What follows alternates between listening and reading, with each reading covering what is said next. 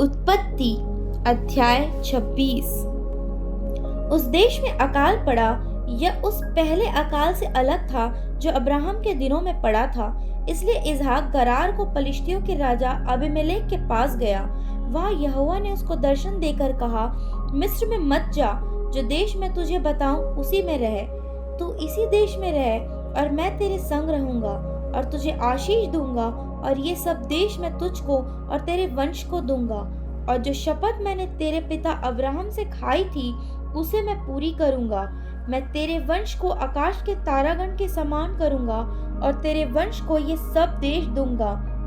और पृथ्वी की सारी जातियां तेरे वंश के कारण अपने को धन्य मानेंगी, क्योंकि अब्राहम ने मेरी मानी और जो मैंने उसे सौंपा था उसको और मेरी आज्ञाओं, विधियों और व्यवस्था का पालन किया। इसलिए इसहाक गरार में रह गया।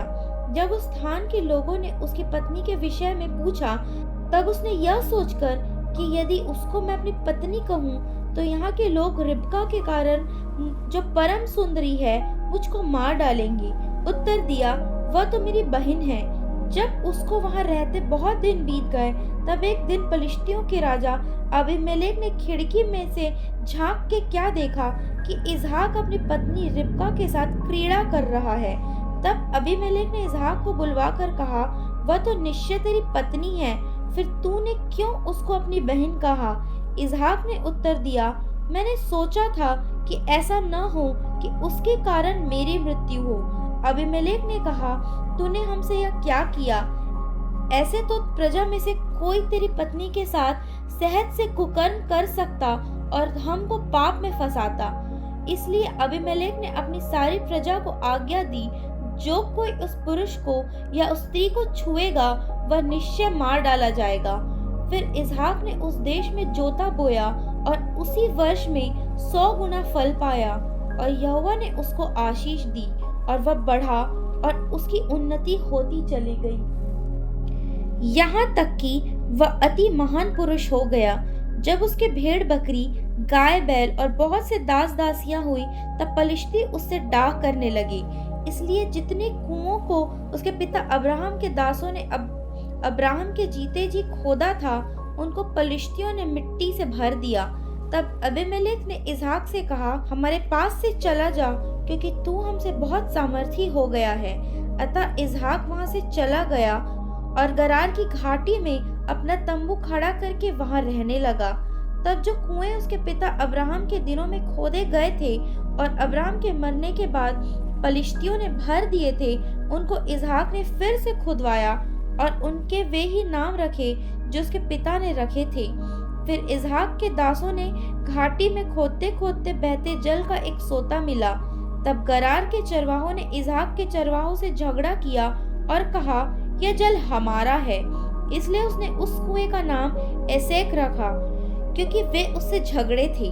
फिर उन्होंने दूसरा कुआं खोदा और उन्होंने उसके लिए भी झगड़ा किया, इसलिए उसने उसका नाम सितना रखा।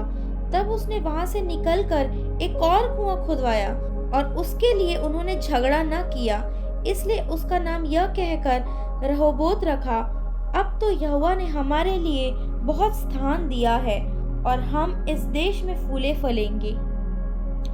वहां से वह बेशेरबा को गया और उसी दिन यहोवा ने रात को उससे दर्शन देकर कहा, मैं तेरे पिता अब्राहम का परमेश्वर हूँ, मत डर, क्योंकि मैं तेरे साथ हूँ और अपने दास अब्राहम के कारण तुझे आशीष दूंगा और तेरा वंश बढ़ाऊंगा।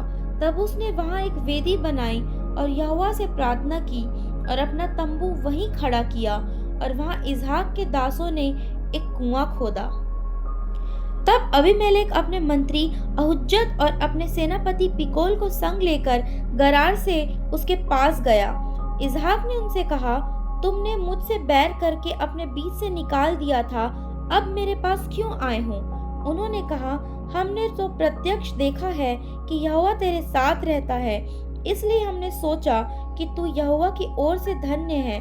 अतः हमारे तेरे बीच में शपथ खाई जाए और हम तुझसे इस विषय की वाचा बांधाएं कि जैसा हमने तुझे नहीं छुआ वरन तेरे साथ केवल भलाई की है और तुझको कुशल क्षेम से विदा किया, उसके अनुसार तू भी हमसे कोई बुराई न करेगा।